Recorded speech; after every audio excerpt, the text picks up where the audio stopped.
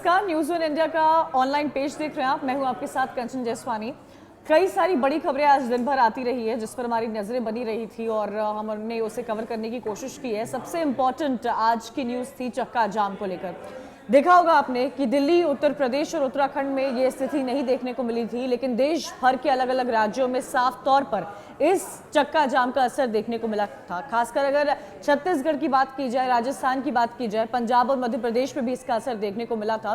तो अलग अलग जगहों पर किसानों ने चक्का जाम किया था। कई सारे सवाल यहाँ पर भी उठाए जा रहे थे, लेकिन दिल्ली की स्थिति काफी बेहतर थी। सुरक्षा के पुख्ता इंतजाम किए गए थे। लाल किले की तस्वीरें भी हमने आपको अपने चैनल पर चला के दिखाई थी कि किस तरह लाल किले पर सुरक्षा के पुख्ता इंतजाम किए गए हैं। दिल्ली एनसीआर की बात की जाए, गाजीपुर बॉर्डर, टिकरी बॉर्डर या सिंघू बॉर्डर की बात की जाए तो वहां पर भी सुरक्षा के पुख्ता इंतजाम थे। शांति से विरोध प्रदर्शन किया जा रहा था, लेकिन बाकी राज्यों में इसका असर जरूर देखने को मिला है। राष्ट्रीय राजमार्गों पर भी इसका खासा असर देखने को मिला था। 12 से 3 बजे तक लेकर किसानों ने चक्का जाम किया था। ये 3 घंटे का उनकी तरफ से चक्का जाम किया गया था और उसके बाद इसको खत्म किया गया, जिसके बाद एक एनालिसिस निकल कर आया कि कुछ ऐसे राज्य हैं और उन राज्यों में भी कुछ ऐसे क्षेत्र हैं जहां इसका खासा असर देखने को मिला था। तो चक्का जाम एक बहुत महत्वपूर्ण खबर रही है आज की। और दूसरी अहम खबर रही है बीजेपी अध्यक्ष जेपी नड्डा का बंगाल दौरा। बंगाल में चुनाव आने वाले हैं, 294 सीटें हैं और बीजेपी ये दावा कर रही है कि 200 के पार इस बार उनको जीत मिलेगी। लोकसभा चुनाव में भी बीजेपी का परफॉर्मेंस बंगाल को देखते हुए काफी अच्छा रहा था। आने वाले समय में विधानसभा चुनाव होने वाले हैं। कई अहम बातें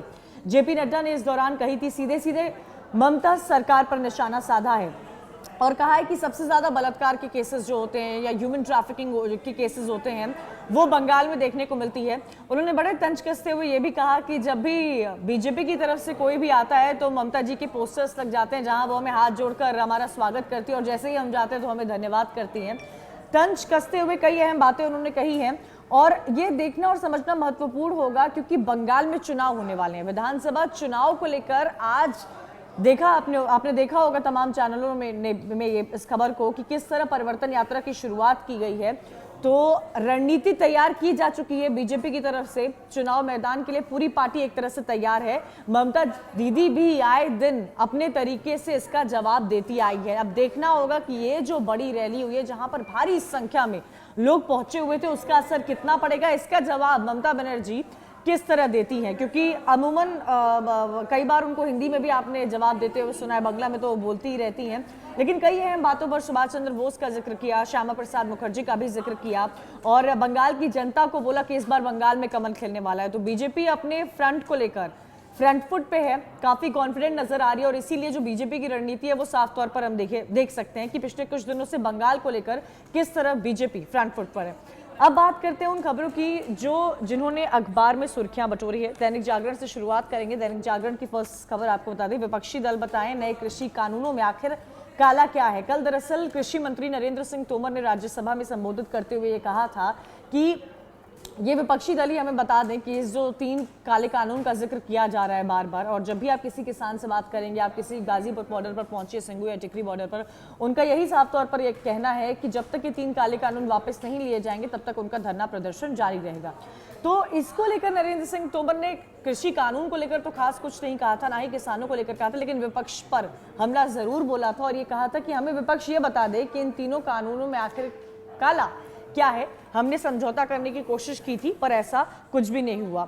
और इसी तरह की तमाम खबरें जो हैं वो छपी हुई है। हिंदुस्तान का जिक्र करते हैं, दिल्ली एनसीआर जाम मुक्त रहेंगे, जिसका हमने आपको बताया आज जो असर देखने को मिला था। दिल्ली, यूपी और उत्तराखंड जो था वहां पर चक्का जाम नहीं किया गया था, लेकिन बाकी राज्यों में साफ तौर पर वो स्थिति देखने को मिली थी। और ये भी इस खबर को भी प्रोमिनेंस दिया गया है हिंदुस्तान में कि कोई ये बता दे कानून में आखिर काला क्या है।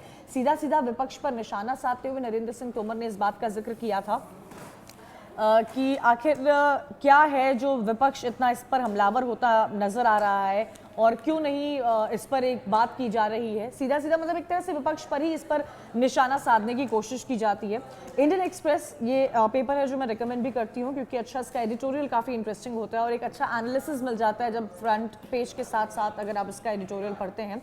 एक फार्मर्स के अलावा ग्रेटा की भी खबर इस पर सामने आई है। फार्मर्स सेम ही है कि toll farmers we can amend laws issue in only 1 state. एक ही स्टेट में नरेंद्र सिंह तोमर ने नाम लेते हुए कहा कि एक ही स्टेट में उसका इशू देखने को मिला है। और एक सबसे इंपॉर्टेंट न्यूज़ है कि 18 महीनों के बाद 4G की जो इंटरनेट सेवा है वो जम्मू और कश्मीर में वापस आ गई है।